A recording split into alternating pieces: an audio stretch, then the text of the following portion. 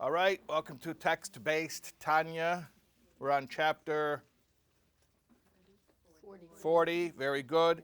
And today's learning is Lezecher Nishmas, Leah Bas Shraga, and Rivka Bas Avraham Yosef.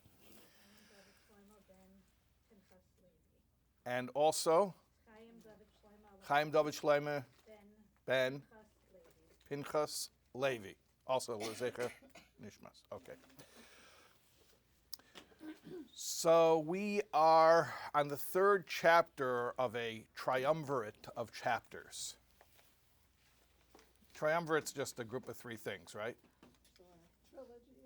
Trilogy. Yeah, that's probably more correct, because a trilogy would be like a group of three narratives. Yeah. So we're on the third chapter of a string of three chapters, which all speak about the topic of kavana, intent. Good. So far, we spoke about the fact that there are two different types of kavana: intellectually generated love and awe of God, and instinctive love and awe of God. Yeah?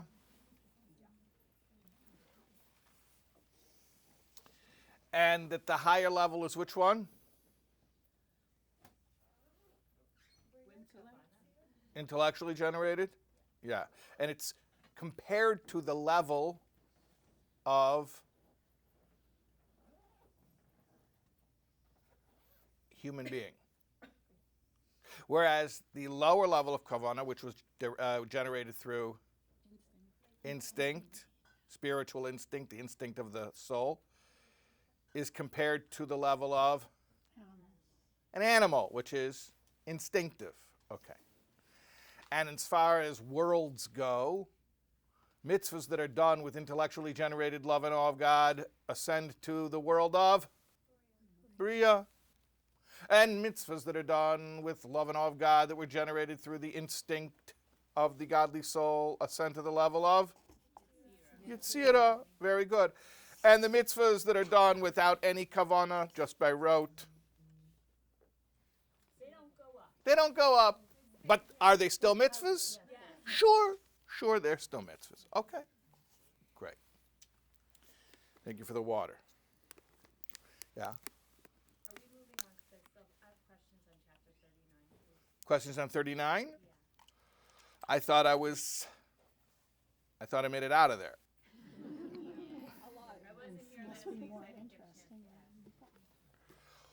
Okay, what do you want to know about 39? My first question is habit. Rabbi mentioned the word habit last week.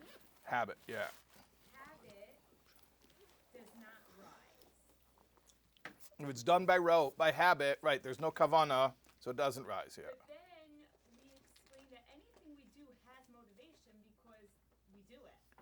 We don't do anything without motivation. Right. So habit must have a level, and motivation is kavana. So habit must have Yes. some kavana. Yes. If we do it. Yes. So maybe it's not conscious enough. Hmm? Maybe it's not conscious enough. Maybe it's not like. So then I wouldn't define kavana as motivation because kavana is intention when you're doing something. Okay, I'll take that. That's good. Kavana is not just motivation. It's a specific kind of motivation, which is intentional motivation. So habit does not have intentional motivation. Right, it's a motivation, but not an intentional motivation. Okay. That's a great distinction, yeah. Okay. Another question. By the way, there are intentional motivations which are not good ones either. Remember, we spoke about that. Person has an intentional motivation to do a mitzvah for an ulterior motive. Right. So not all intentional motivations are lifting the mitzvah, but obviously the ones that are love and awe of God are. Yeah. Okay. Also, schar mitzvah, Yeah. The reward of the mitzvah is the actual mitzvah. The mitzvah has intrinsic value. You're creating something when you do a mitzvah. In this world or in the next world? In this world or in the next world, very good. In all worlds. But the issue is that the way things are right now, we're only able to appreciate the value of what we've created when removed from bodily limitations. So we only enjoy what we've created when we're disembodied souls in Gan Eden. However, when the world will be completely refined, meaning when Mashiach comes, then we will be able to see the inherent value of the mitzvahs we did even while in this world. So, is there any way to use schar mitzvah or something else to motivate us in this world? Because, like, I'm here on this world. You know what I mean? So, like, how can Right. I experience some sense of pleasure here? Is that possible? Okay, so your question is, since the schar mitzvah for right now, until Mashiach comes, is really being put in a bank, and you really only get to appreciate it after 120, how do you use that as a motivation? What I would say is, try to think about the fact that really your ability to behold and to marvel at the awesome thing that you've done is a secondary feature of the inherent value of the mitzvah. The primary feature of the inherent value of the mitzvah is the pleasure that it causes Hashem. So if you know that there's a way of doing something that causes greater pleasure to Hashem, could that be the motivation?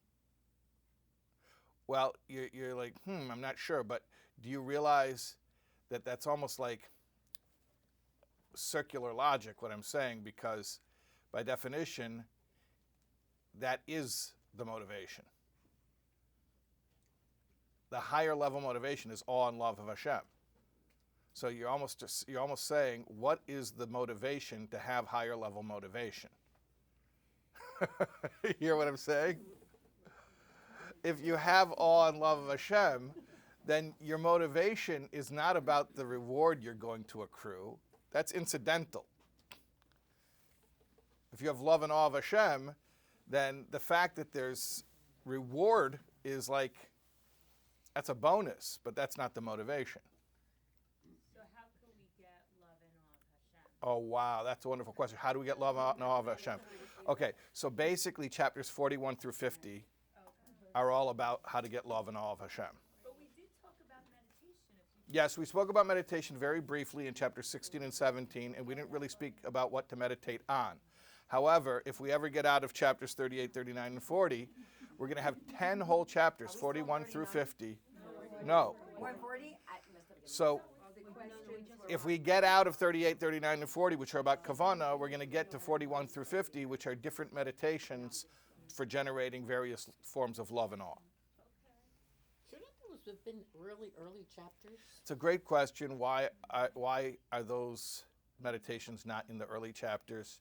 I have a theory about it, but I don't want to slow us down any more than already. I want to move. I want to keep moving. Yeah? Can we move? Can we, what? Burning question? Is a burning question? No, I'm saying we're starting 40 today. Yeah, that's right. We said that, yeah. Okay, let's go. Perek Mem, chapter 40. There's still only 53 chapters in time. There's still only 53. They did not add a new chapter since we started. That's correct, yes. Perek Mem, chapter 40. Ach kolzman shlei chazev alam davar zel lishma.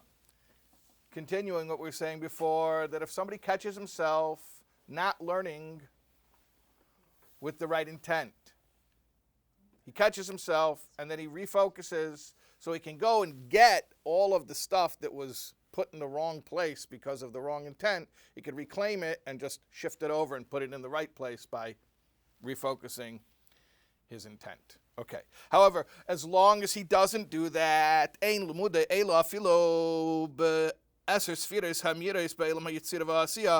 his learning is not going up, not to Yetzirah and not even to Asiyah, the lowest world. Because the spheres are godly, and within them is the infinite light itself. Like it says in Tikkun Zayar, without love and awe, or awe and love, mitzvahs cannot go up and ascend and stand before Hashem. Rather, limuda ela lehecholis medurin shehein chitzenias ha'ela mishbehen imdim hamalachim. Rather, his Torah study goes up to the chambers, which are the extraneous parts of the worlds, where the angels stand. It can't go into where the Yud Sfiros are, which are the basic makeup of the worlds, which are godliness themselves. But this learning doesn't have that level of intent, so it's incompatible with the Sfiros and cannot be fused with them. So it sort of stands there and hangs out in the extraneous parts of the worlds. Yeah, don't worry about it. Ukamesha Kosovo Rav Chaim Vital Zal, Bishar Navu Perik Beis, Shemahatera Shalei Bechavaran Nifraim Malachim Ba'elam Yitzira, Mitzvahs Beli Kavaran Nifraim Malachim Ba'elam Yisiya. Like Chaim Vital, the Arizal student, says that from Torah that is studied without intent, it creates angels in Yitzira. And with mitzvahs that are done without intent, it creates angels in the world of Asiya. And these angels all are made of substance and form. But then, when you get to an even worse level than that, Torah that's done really for not the right intent. For instance, like he wants to become a scholar. He's doing it for his own self-aggrandizement. It does not go up at all, not even to where the angels hang out. It stays down here in the physical world, which is the world where the klippas hang out. Like it says in the Zohar, you could look it up, folio 31b and 121b. Hahi, Mila, Salka, Ovaka, Rikian, V'chulu. V'itar mad di'itar, itav tav chulu ayin sham. It says that this word goes up and it splits through worlds. And it does whatever it does. If it's good, it's good. If not, not. V'daf kuf hey omad aleph, also 105a. Mila deraisa, isavid minei kala v'salak chulu. A word of Torah goes up and it does whatever it does. V'daf kuf samech ches omad base 168b. Kalan deraisa etzleisa b'kin erkiyan chulu. The voice of Torah and prayer goes up through the worlds. Like it says in Zayar on the verse, King Solomon's statement from Kehelis, what is the advantage to any of the toil that a man does under the sun? That even when you toil in Torah, if you do it for your own glory, your own glorification, then doesn't really accomplish anything spiritually. That's what it means. Happy is he, or fortunate is he, who arrives here, meaning in heaven, after 120. And he has his learning in his hand. What does it mean he has his learning in his hand? His learning didn't remain behind in the physical world, meaning it was able to come up to heaven with him. Now you're going to ask me a smarty question. Question is, hold on a second. How can you say that Torah could ever be left behind down in the lower realms, even if I had not such a great intent? But ultimately, Torah and Hashem are one, right? Torah and Hashem are one. He says, yeah, that's true. Well, you know, Hashem fills all worlds equally. He's omnipresent. Nevertheless, but you see that there are different levels of worlds. Right? You understand the question? The question was, how can you mess up Torah? Torah is godly. Torah can't go into heaven? Torah is godly. That's like saying God can't go into heaven. Oh, my lack of kavana messed it up? But Torah is intrinsically godly. That's the question. I know, nobody had that question on their own. But now that I'm saying the question, can you try to relate to it? Okay, so here's the beginning of the answer. The beginning of the answer is God's omnipresent, right? God's in all worlds, right? Okay, and yet you recognize there are levels of worlds that are more spiritual and less spiritual, right? Okay, so we're beginning to answer the question. Now, the difference between these different worlds is really subjective. It's from the vantage point of the recipients, and it's on two counts. The one thing is, these higher worlds receive a greater emanation than the lower worlds. And the second thing,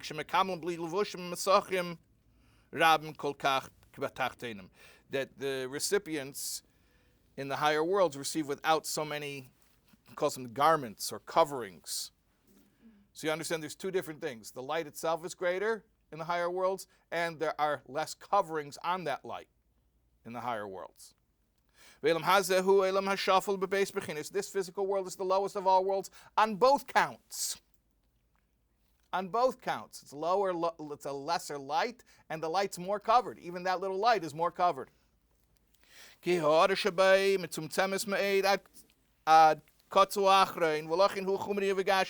light that's shining in this world is the most condensed to the utmost extreme, and that's why this world is a physical coarse world. And even that little diminished light is covered with tons of garments. Until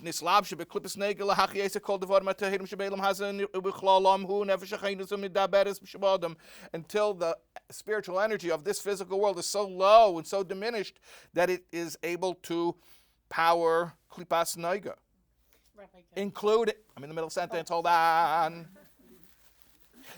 It is able to power klipas noiga, including the nefesh hachayunis, the energy, the physical vitality of the body, which causes the person to live and to speak, because he's a human. So when he's alive and he's doing stuff, he's speaking.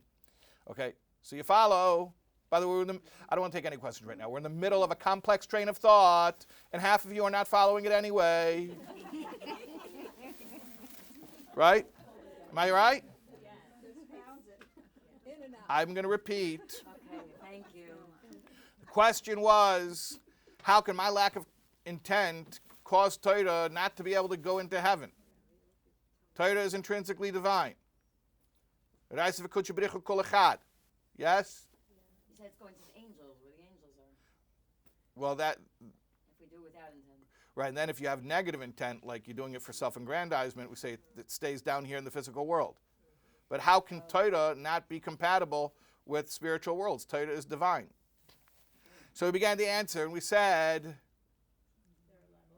there are levels. Hashem is omnipresent, yes, and yet we all understand that there are levels. There are different worlds that are more spiritual than others.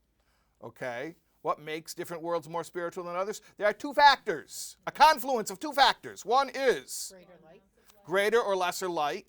The second is Greater or lesser garments. greater or lesser garments. Okay, This physical world happens to be a loser on both counts, which is what makes it a coarse physical world. It has the least amount of light and the most amount of garments on top of that light, and therefore that light actually ends up being compatible with Klippa and being the energy which enlivens Klippa, including the physical vitality of the person himself. That last sentence, I don't get. There are levels of spiritual energy. Forget about worlds. There are levels of spiritual energy.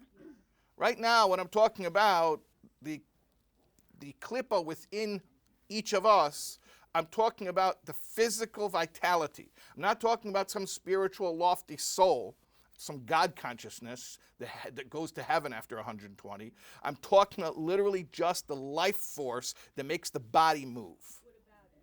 It's klippa. Okay. It's not holy. It can be ascended to holiness. It can be elevated to holiness if you use it the right way. But that light that's down here is compatible to Klippa? yes, I don't understand. it's so diminished that it's able to serve as energy to animate klippa. It is so diminished that it can actually serve as a source of vitality for klippa. If it wouldn't be diminished in that way, if it would be pure kedusha, it wouldn't be compatible with klippa, and it couldn't animate klippa. It would probably just blast the klippa away. Is there another word instead of compatible? Because I'm thinking it's like equal to klipa, but I'm hearing that it's actually serving the klipa. So I'm confused. Well, klipa is attracted to kedusha. I mean, Right. kedusha attracts it. That diminished light fueling klipa? Fueling it, yeah. Yeah. I have a problem with the second piece, the less physical coverings. How can I reconcile that with the Kohen Gadol, who has more breastplates and more coverings and more, and with Sneer more layers, not less layers. I don't know. That's too expert level of a question. I don't know. That's too expert level. Hold on. I'm trying very hard for us to be able to stay focused on this. Okay, just hold on. That's a wonderful question. I can't even open up that browser tab, or we're going to get a beach ball. We're going to get the spinning beach ball. Do you understand the idea that spiritual energy in its origin is holy? And therefore, it's incompatible with anything that is not also holy. So we're just making a point that by the time the energy gets down to the physical world, it's so diminished and it's so covered that unholy things can even make use of it. Make use of it. Of that light? Yeah. But the light itself is intrinsically holy. There's light. Yeah, the light is intrinsically holy, but it's been diminished and covered so much that Klippa can use it. Can use it for what? To live, to exist. Klippa doesn't exist on its own, it needs energy. But if it would get raw, pristine energy from Kedusha, it would be nullified out of existence. So it uses this drop of light to fuel Yeah. Yes. Like neutral solar powered. activity. What? Neutral activity? Is klipa neutral? Yeah, well, Klippa is either neutral or profane. In this case, we were talking about which Klippa? No. Klippas Noiga, which is neutral. Okay, so that little bit of light Yes. fuels neutral klipa. Right, which is basically just physical, vital energy for keeping the body alive. And when a person is learning Torah for a purely human, secular, personal reason, then his kavana is basically on the level of the physical vitality of the body. It's not lofty. It's not spiritual. Okay? All right.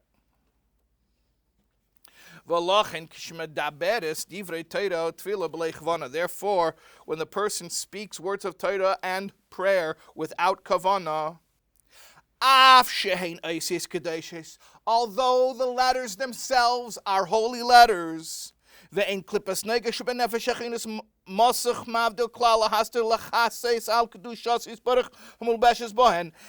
klipa noiga, the klipa of noiga of the soul cannot cover the holiness that is invested in those letters,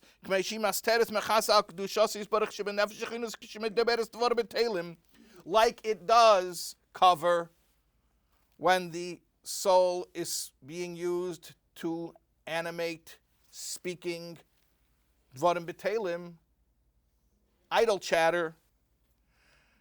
So it is, when you're speaking words of Torah, there's clearly not as much of a covering, concealment, as if you were speaking idle chatter. And it's clearly not as much covering as the animating soul of other animals, meaning not humans. Even though God is omnipresent, there's no place devoid of God. Kel mistater. He is the hidden of all hidden. He's called a hidden God, a God who hides himself. V'gam ha'or v'yispashtos achayis mimenu yisborach mistateres b'levushim mesachim rabim v'atzumim. And also, this vitality that comes from him is covered up with different garments, powerful garments. Until it can become hidden within klipas noiga.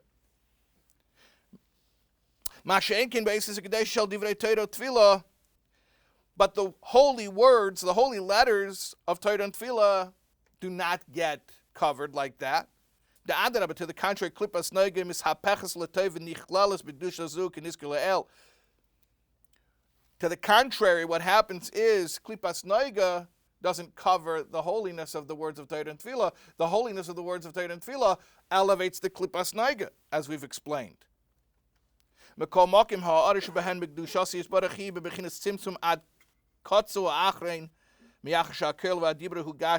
However, the emanation of holiness, or from holiness, is very, very, very compressed to the utmost extreme until it yields a physical voice.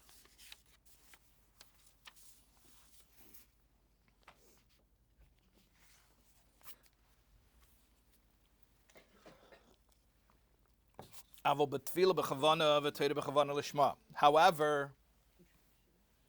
when you daven and you learn with proper intent,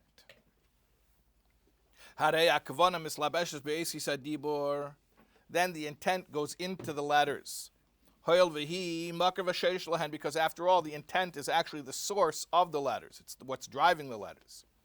It's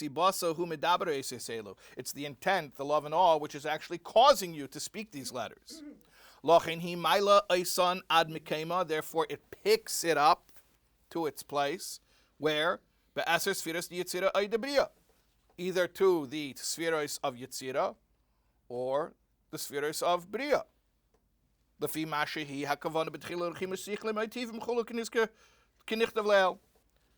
Whether, depending, it's intellectually generated kavana or instinctively driven kavana, as explained before.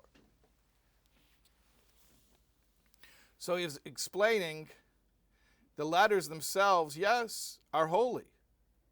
However, the way that they are actually, the way that the state in which they're existing is going to be reflective of the intent or lack thereof. Just like we understand that Hashem is present in all worlds, He's present in all worlds, equally present in all worlds, but there's greater and lesser concealment in different worlds. Okay, so the letters of Torah and Tefillah are intrinsically holy, but there are degrees to which that is revealed or concealed. And that depends on the intent or lack thereof. Of the individual, correct. Their individual world can have more revelation than the person sitting next. Well, I guess you're asking the question, like, how will that affect other people, objectively speaking? Well, because I think 2 weeks ago we said that in this world it's one level of revelation. The more light is in the next world. Every person has their own. Right. That was a different chapter. Everybody in the spiritual world, everybody is going into their own IMAX theater to watch the movie that they produced. On this, like in here, on this ground, on this in No. this physical After 120 in the spiritual world, everyone is going to watch their own IMAX movie that they produced. right, and in this world, But when Mashiach comes and all of this is revealed in the physical world, the uniqueness of it is that it will be universal to the extent that everyone will see it. Everyone will see each other's accomplishments. In fact, even animals will see it. but what we're discussing now, the Torah learning with intent or without intent, Yes. for this world, What we're discussing right now is in all worlds. okay, so depending on the level of intent, Depending on the level of intent, that's how much That's how much revealed light the davening or learning is going to have. Oh, not the human experience. No, we're not talking about the human experience. Because we talked about physical. We're talking about what you're creating. We're talking about your output. Okay, so we're still, okay. Yeah. Okay. This makes no sense to me because What? we're taught not to compare ourselves to other people. So you're telling me that Who's comparing you to other people? Right, you just said that after 120, we're each going to see our own IMAX movie. Yes, I did. After 120 years, not Yeah. only are we going to see our own IMAX movie, Yeah. we're going to see everyone else's IMAX No, movie. you're not. Mashiach comes. After Mashiach. Mashiach. Right, after Mashiach. Why do I want to see other people's IMAX movies? It's not an IMAX movie. When Mashiach comes, it's an objective experience. We're going to take pleasure in When you clean up the room, whether you were working hard like the little red hen or you were a, what's it called? What's the word for the person who's, Well, can't I take what's the pleasure in fancy everyone military else's word movie for without somebody? seeing it? I Guys. can just be happy for them. what's the fancy military word for somebody who doesn't participate in a group project? There's a great word, not a slacker and not a gold bricker. There's a fancy word for a gold bricker. Somebody look it up for me. Freeloader. Not a freeloader. No, it's a fancy word. I want to know. It's like, Okay, she's looking it up. I think. Are you? Yeah. She's on it. Somebody who doesn't participate in group activity, military work, is that what you say? yeah. Yeah. We need Oh, it starts with an M, I think. What is it? You know what, guys? I'm so like, I need some fun right now. This is fun for me. This is a hard chapter, man. I don't feel so bad. So wait, we can't be happy for other people. Okay, malinger. Malinger.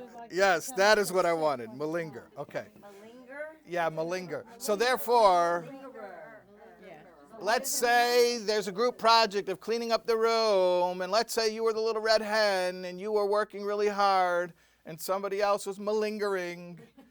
Nevertheless, at the end, everyone will experience the same clean room. Okay, I don't want to talk about this anymore. Let's keep going. No, I'm moving. What? Makes me more confused. What? to me like we're repeating what we already said. We are a little bit. We are a little bit, yeah. So what's the distinction here? We said learning with kavana goes to a higher level. Without Yeah. kavana goes to a lower level.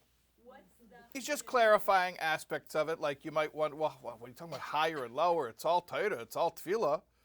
He's just saying, well, there's degrees of revelation, just like all the worlds are all godliness, but there are levels of revelation. But we're attaching that Yeah. to saying that this world is the lowest world of That was just an example. It was a rhetorical device. It was a metaphor. It was an analogy. the Torah learning was the metaphor or the No. amount of light here? Talking about levels of revelation of different worlds was an analogy to make a point. Okay. Just like there are different worlds, even though all the worlds are godly and God is in every world, but you all know that there are different levels of worlds. So too, the words of Torah and Tefillah, yes, they're all divine, but there are levels of revelation. We already said that, but okay. Okay, fine, no problem. All right. Even when you answer a main to bracha Yeah. and you don't answer it properly, you're creating a malach that's deficient in certain ways. Yeah, that's true too. Was that the same, basically? Yeah, basically, yeah. The weakling angels and the robust angels, yeah. Same type of thing. The malingering angels. Okay, let's keep going. V'sham meir miskalo erin of Baruch Hu, shu ratin elyin Baruch Hu, amlu b'esias ha'teres shalemed b'chavanasan, hu ay b'tfila b'chavanasa, ay b'mitzvah b'chavanasa, Baruch gedei le'ein ketz, ma shelo yochel l'hoyer l'sgalis klal b'eid ha'esis v'mitzvah elam hazeh gashmi, le'minat v'le'miktasa. Ad es kates hayamin. So then what happens is very important here. This is basically the answer to your question. You do that often, like you ask a question, it's like the next line. Basically, don't ask any questions anymore because whatever you're thinking of, it's the next line. Yeah. Yeah, okay. So, yeah, actually that did happen. It wasn't the next line, it was like, It's 10 chapters from now. Okay, no, but this is literally the next line. So basically, what we're saying is the level of revelation that's attached to these different letters of Torah and Tefillah, that can't be revealed in this physical world. That's going to be revealed in the spiritual world. So the soul, when it's experiencing its reward in the afterlife, is going to experience different degrees of revelation, depending on how much kavanah it infused into its Torah and Tefillah. But down here in the physical world, those different varying levels of revelation or concealment are not going to be revealed. Until when? Until what he calls the Eis Kates Hayomin, the time of the end of days. No, it's not some crazy Christian apocalyptic thing. The end of days is the beginning of days. The end of days is good. It's Mashiach. Okay. Yeah, it's good stuff. Okay, we're waiting, man. What happens at the end of days? The world will be like elevated from its physical state. The glory of God will be revealed, meaning objectively, not just a subjective experience, which I was calling the IMAX movie. Like it was written at length earlier in Tanya. Ladies, make my day. After all the misery you caused me, give me a little nachas. What chapters? Yeah, he said, like it's written earlier in Tanya. What chapters is he referring to? When he says that at the end of days, everything's going to be revealed in the physical world? Oh, that was recent. Yeah. Pretty recent. 36? Yeah, I'll give you credit for 36. Yes. Yeah, 36 about the Tainim. Yeah. In 37 is where he said really explicitly that all of the degrees of revelation that will happen in the times of Mashiach and the resurrection are completely dependent on and commensurate to the way we serve the Shem in this world. Very good. Okay. You should make a Tanya game. We should make a Tanya game. But this class kind of is the Tanya game. Right. But on Shabbos, we want to play a Tanya game. We don't A Tanya have this board game class. for Shabbos. Like, So no writing involved. what chapter was this question? You know, That would be great. I would go to that. Okay, here's a money-making. But who could you play with? Only people who came to this class. We'll get more people to come to the class. Maybe, yeah. Girls in high school. Okay. That's You not should the speak class. to your co-host, whatever it's called, your publisher. They would Okay. tell you when it is. Let's keep moving. V'shah meir miskala gam keina yichud alien and eisa b'chol mitzvah talmud Torah. Shu yichud mideis of yisbarach shnichlal zubazu v'nim tokis hagvuris b'chsadim al yidei eis ratzene alien einzel baruchu hameir miskala b'chinas gili rava otzum b'yisrusa de lasate hi asiyas ha-mitzvah eisa katera shbehen mulubash ratzene alien einzel baruchu.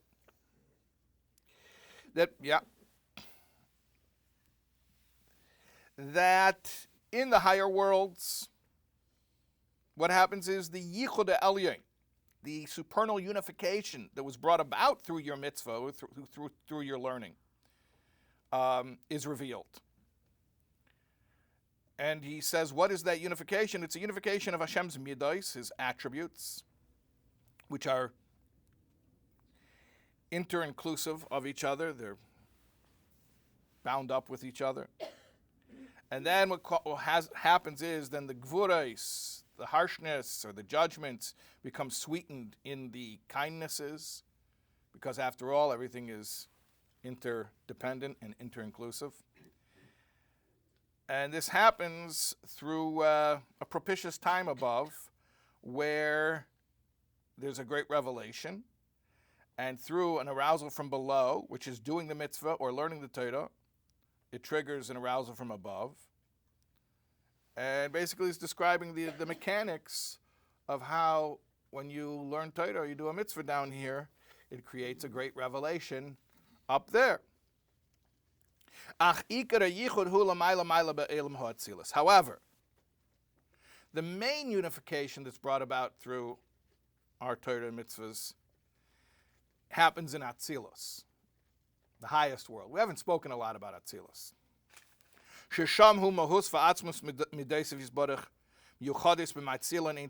Up there is the essence of Hashem. And there, the midos, the attributes, are totally at one with the emanator himself. Up there is the actual essence of Hashem's will. And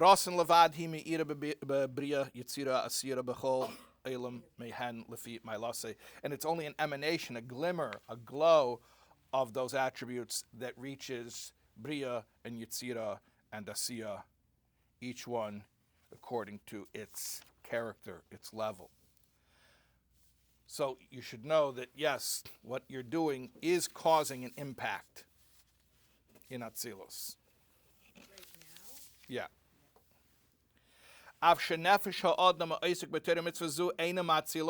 Even if the person's soul, the person who's learning Torah and doing mitzvahs, is not a soul from Atzilus. Remember, there are different levels of souls. Nevertheless,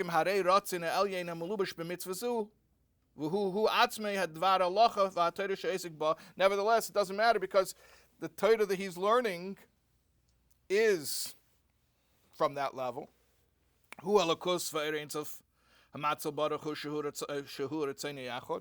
is Elokus. It is the light of the infinite, the emanator himself, which is one with his will.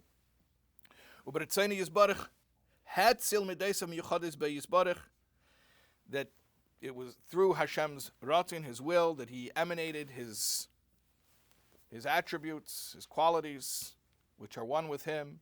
And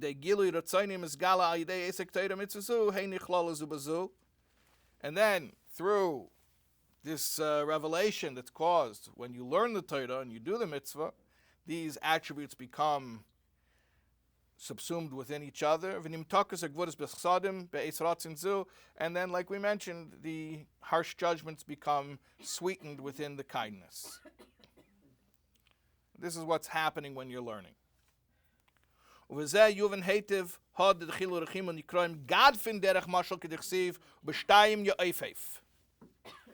we can understand why awe and love of God are called wings. Like it says, he flies with two wings.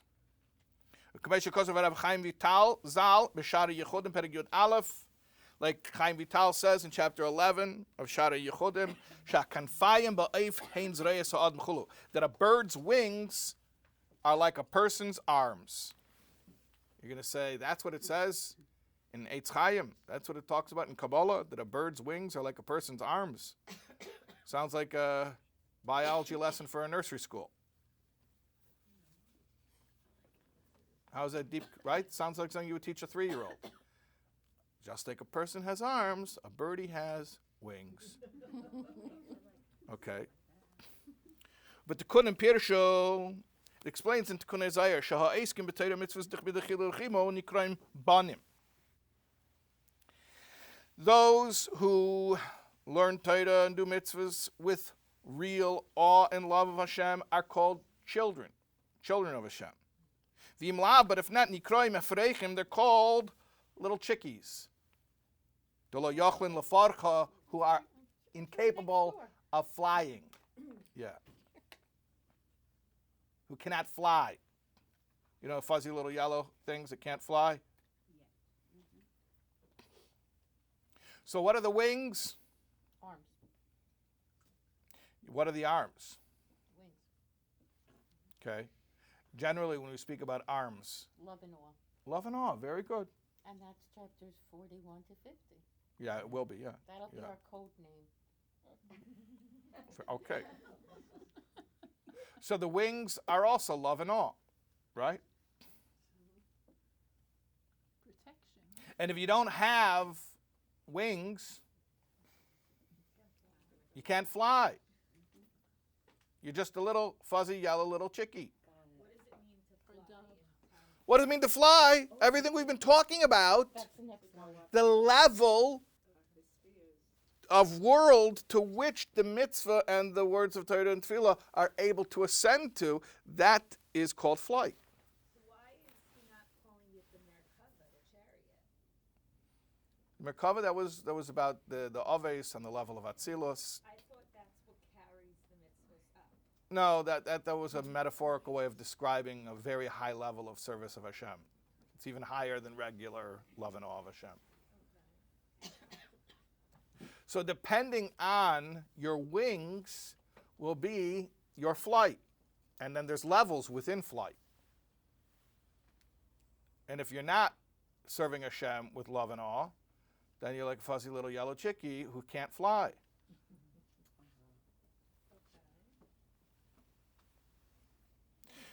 Ubetikun mem hey do'ifa humatat. Is that always an upward ascent, or can you go down? Oh, wings make you go up. But if you don't have wings, you don't go Then anywhere. you just walk on the ground. You don't fall down? No, you just walk. You can't fall from down. You're just walking on the ground.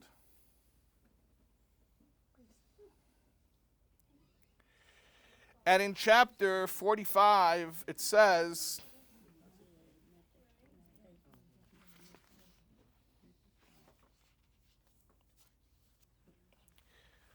let's just do this little part right here. Tikkun mem hey da'ifhu matat. Chapter 45 of Tikkun Isaiah, it says that the oif, the fowl, F-O-W-L, the bird, is matat. You know who matat is? Very lofty angel. He's so lofty. What?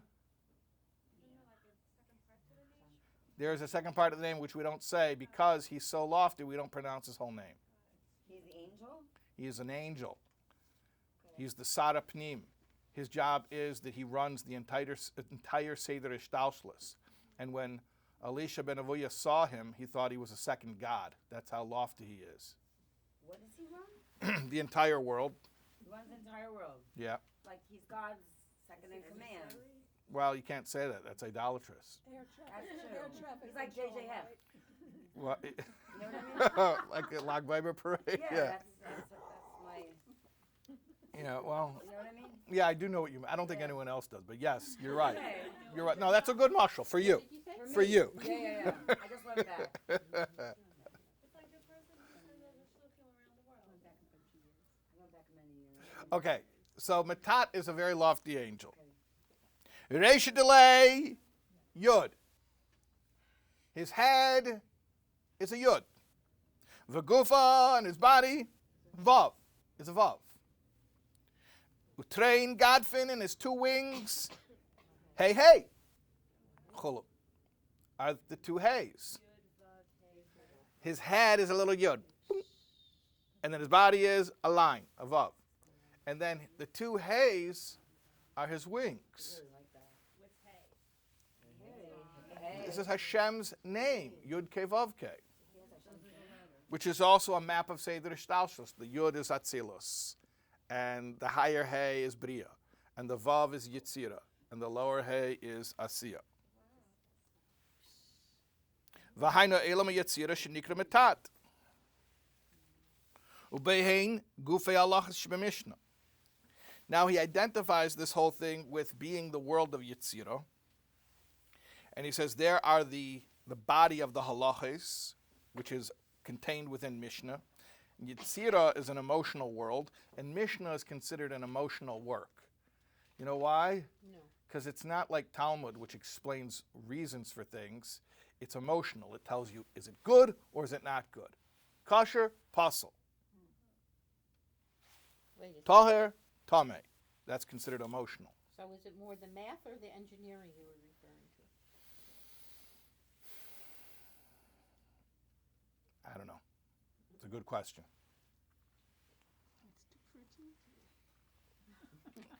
Stump the rabbi. Stump the rabbi. But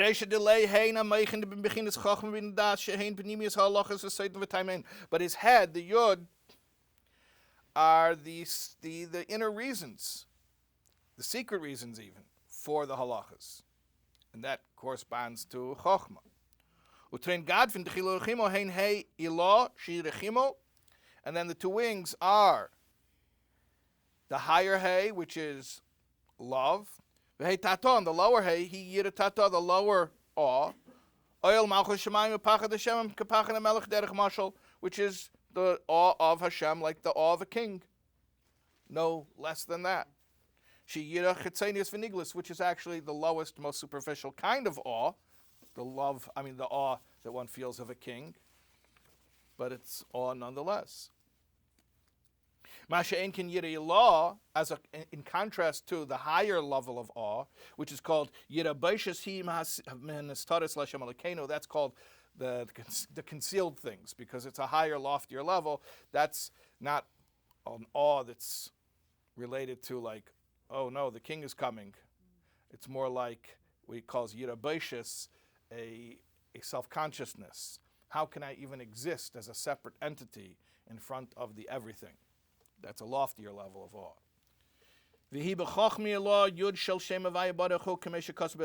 That level of awe is not one of the two hays, it's actually the yud. That's how lofty it is. At any rate, going back to our main point, just like the wings of a bird are not the main thing of the bird, they are not vital organs. Can a bird live without wings? Yes. Yeah. Yes. Can a bird live without a head? No. Okay.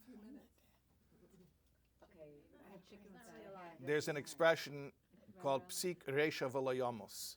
You can't cut off the head of a bird and expect it to live. It's going to die. Yeah. Maybe that expression isn't true. No, they did But, have a bird that lived without yes. the head, and they fed it with an eyedropper, but it had a little bit of the Yes. stem. Yes. Without that little part, and I consider that part of the head.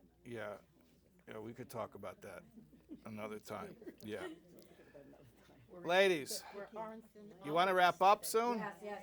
Okay, so let's focus. Okay, the bird. Can a bird live without wings? Yeah. Yes. Keditnan, like it says, nitlu agapeho kshera. If its wings are removed, it is still kshera. It is still kosher. Oh, really? Okay. Yeah. Well, it's a mum. It can't be a korban. We're not talking about a korban. We're talking about kashrus. So you could eat it. If it doesn't have wings, it's not going to die. V'ikir hu. No, birds don't chew their cud. That's animals. V'ikir hu roshei v'chol gufay. The main thing of the bird is its head and its body. V'kanfayim einam rak mishamshim l'roshei v'gufay lefarch b'hein. The wings are just to help the head and the body to fly. V'kach derech mashal. So too, metaphorically speaking, ha-Torah mitzvos hein ikrach ha-yichud v'ho-elyon. Torah mitzvahs they cause a unification. Which basically, because when you're doing Hashem's ratzon, when you're doing His will through Torah mitzvahs, you're revealing His will. And that happens no matter what your intent is. With love, without love, with awe, without awe. The bird is the bird, even without the wings. However, the awe and the love,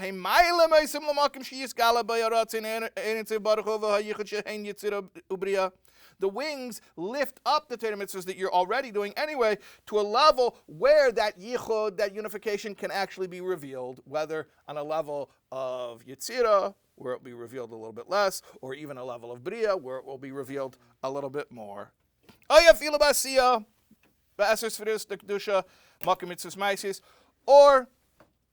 at least to the level of Asiyah,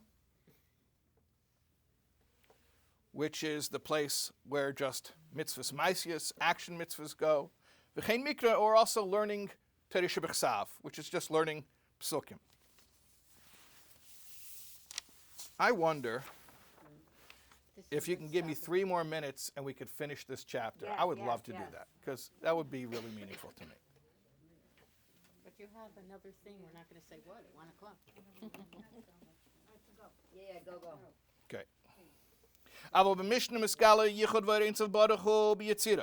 When you're learning Mishnah, so that corresponds to the world of Yetzirah. But Talmud beBria, and you're learning Talmud, that corresponds to Bria. Dahainu shebelibun mikra mispasha the yichud v'reinsof baruch hu matzilas ado asiyah. In other words, when you're learning Chumash, Tanakh, the yichud, the oneness, emanates all the way down. Well, not all the way down. I'm sorry. Yes, all the way down. All the way down from Atzilus, and it reaches Asiyah. But Mishnah ad Yitzira levada. But when you're learning Mishnah, the yichud only comes down as far as Yitzira. Uve Talmud ad habriya levada. And when you're learning Talmud, it comes down only to Bria, even less.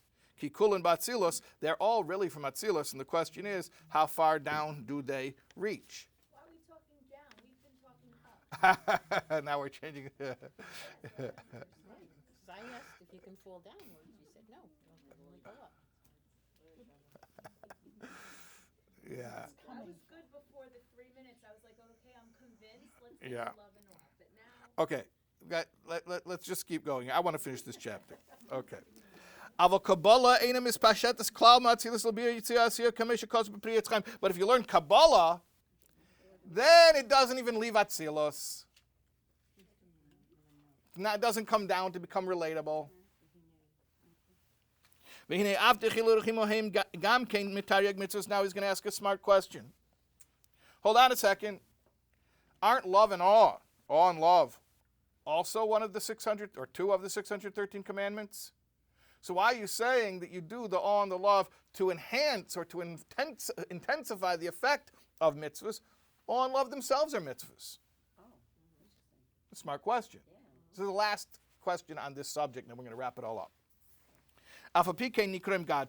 Nevertheless, awe and love are called wings, enhancers or intensifiers or modifiers of the mitzvahs. You know why? Because even the mitzvah of love is for the purpose of serving Hashem with love. In other words, it's a mitzvah to get you to do other mitzvahs.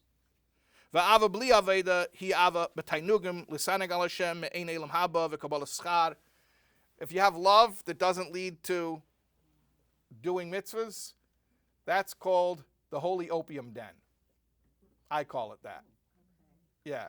It's called Ava B'Tainugim, but I call it the opium den. Yeah. Basically, Ava B'Tainugim is where it's just a love where you just bliss out and you feel love of God and that's it. That's it. Yeah. That's why I call it the opium den. It's a holy opium den. I'm not putting it down. It's like very high level tzaddikim who have that blissed out state. Okay, so we wouldn't understand. We wouldn't understand it anyways. Yeah. And it's like the bliss of the world to come. Let's finish off this chapter. But it says this world is the world of action for getting work done. The next world is the world for getting reward. So we don't need the blissed out love, the Ava B'Tainugim. We want just enough love to be able to do what we need to do for Hashem. Somebody who's not on that blissed out level, he's still yearning and pining. He hasn't arrived. He's still striving, not arriving. And you know what he does? He's yearning, he wants to get there. His love is pushing him to want to get close to Hashem, but he doesn't quench his thirst by learning Torah. He says, oh, I'm so thirsty. Guys, you're Jewish, right? Guys, you don't know this one? The guy gets a hotel room. He's a business traveler. He's tired, and he hears in the room next door, oh, I'm so thirsty. Oh, I'm so thirsty. Oh, I'm so thirsty. I'm telling it poorly because I just want to finish. He can't stand it anymore. He takes a glass of water. He walks out in the hall and knocks on the door next to him, and the little Yidel answers the door. He's like, you're thirsty. Here, take this. Drink it. And the guy goes back in bed, gets under the covers, about to drift off to sleep, and he hears in the room next door, oh, I was so thirsty. Okay. Yeah. I don't know it. You don't know that one? No. It's a classic Jewish joke. Sorry. I'm not positive. Anybody who is full of, you know the joke. It's a classic. I have a question after you finish. Okay, hold on. Let's just finish. Anyone who feels that yearning, that love of Hashem, and he doesn't quench his thirst with the mei ha-Torah shelafanov. Torah is water. Drink the water. Harizeh kemisha oimid benar v'tzeik mayim mayim lishtais. It's like someone who stands by a river and says, water, water, I need to drink water. So drink the water. No, drink the water. Like the prophet says, hey, anyone who is thirsty, drink the water. Ki lefi pshuta ein amuven demisha hu tzamei mesava lilmeid pshita shilmeid ma'atzmai. Metaphorically, what is the prophet chastising? It's not talking about somebody who wants to learn Torah, because if he wanted to learn Torah, he would learn Torah. So why does the Navi have to say, hey, pay attention? Meaning to say, he's not saying, I want to learn Torah. He's saying, oh, I want to be close to Hashem. I want to be close to Hashem. Okay. Learn Torah. You'll be close to Hashem.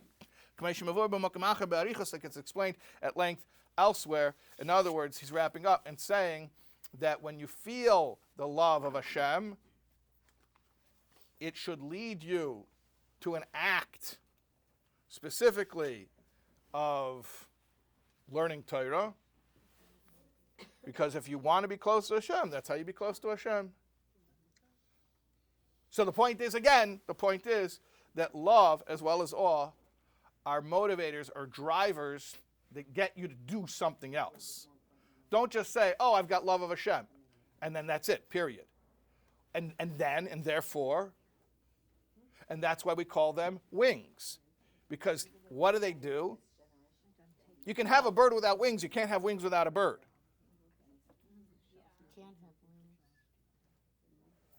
You can have a mitzvah, it's not the best, but you can have a mitzvah without love and awe. But you can't have love and awe without a mitzvah. What's love and awe without a mitzvah? So is love and awe the thirst?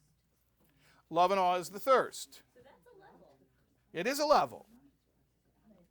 But the point is, don't just sit there and revel in your thirst as if that itself is an accomplishment.